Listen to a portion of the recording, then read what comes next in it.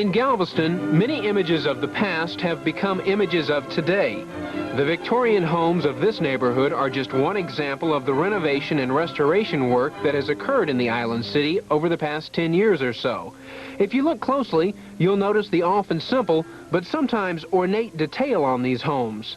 It's called gingerbread, and it's part of what gives character to these old structures that date back to the turn of the century and beyond. Gingerbread is custom made. It doesn't come prefabricated. So when a homeowner needs a replacement part, such as a new bolster for the front porch, he looks for a person like Cliff Skarke. He's been a woodworker at Gulf Lumber Company since he was 16 years old. They had 15 mechanics, 6 apprentice boys, and 3 laborers working here in the shop. And 27 men working in the yard. It was a different era when Skarke began his 4-year apprenticeship that was interrupted by the Second World War.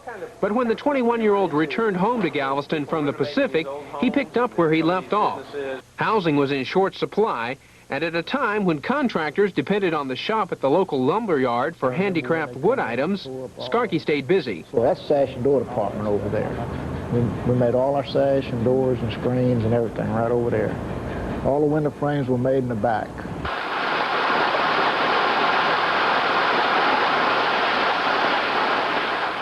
In fact, back then you couldn't see from one end of the shop to the other for the dust. And, I mean, you know, we had we had one man working on every machine, and it was going all day long.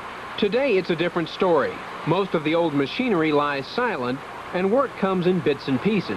Well, you did Old Galveston Square. What are some other projects around town that you've had a hand in? There's no telling, because a lot of places I didn't know where the stuff was going. You know, they'd come in and want some molding made or this and that made. I didn't know where they was using it. It's just people coming in and picking it up. He laments the fact that customized work has become so expensive, and that, in his opinion, today's woodworkers do everything so fast they've forgotten to pay attention to detail. Do you think that there's any less craftsmanship today? Oh yes, sure. I mean, is the quality the same today as it was when you started? No, nowhere. But there are some who want to restore that sense of pride and quality in workmanship that Skarke says has disappeared.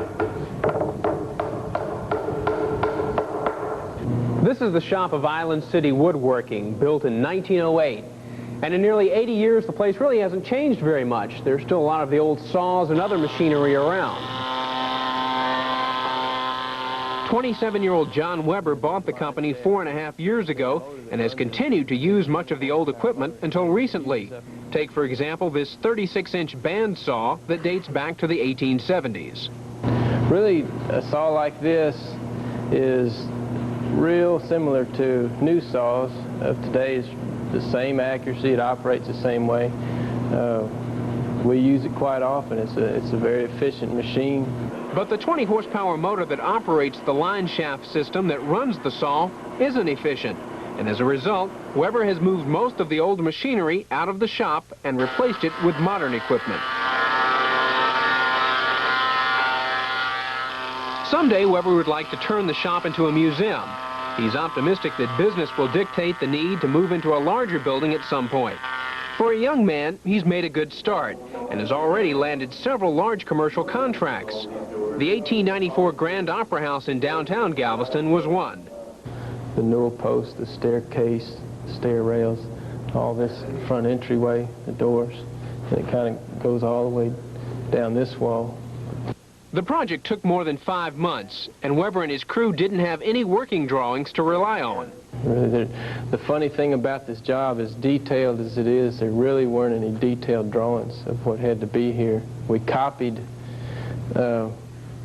what was existing. There was one door that they found back behind a wall, and some of the paneling was here, and we just kind of took it from there and just matched the old work. Weber says there's no place, save Charleston or New Orleans, that has as many quality homes and buildings to work on as does Galveston. Weber has a degree in industrial arts from North Texas State University, but he'd like to see a return to the ways of the old apprenticeship system.